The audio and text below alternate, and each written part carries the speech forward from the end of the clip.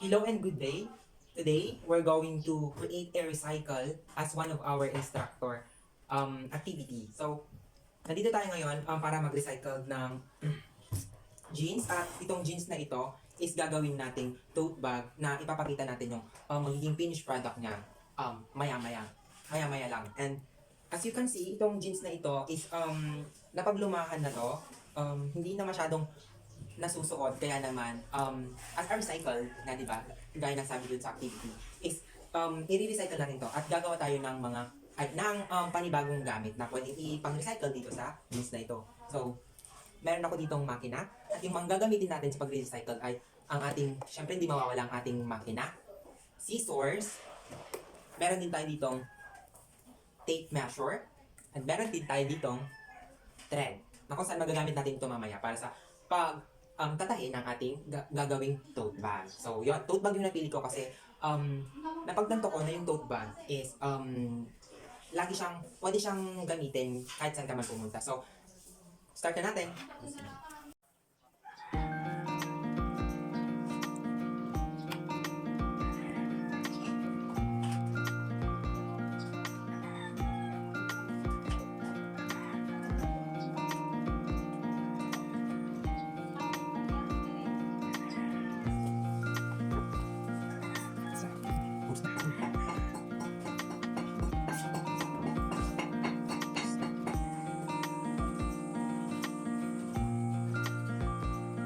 So at this moment is lalagyan na natin siya ng linya para magmukhang straight yung ating pagkat mamaya dito sa edge nito, ano. Do this sa same nung isang tela na nagudit natin. Lagyan din natin ng linya para nang sa ganoon ay maging patas yung ating pagtahi mamaya.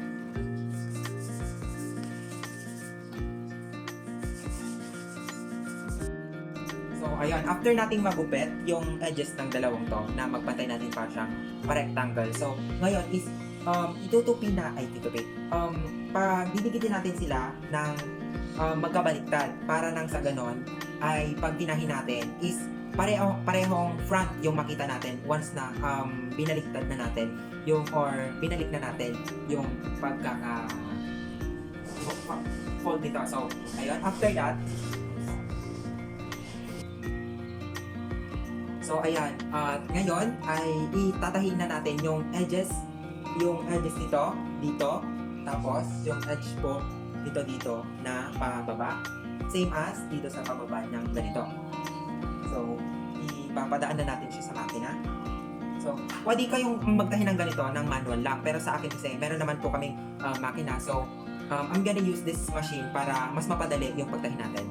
So, ayan, ilalapat na po natin dito yung ating telan na magiging tote bag.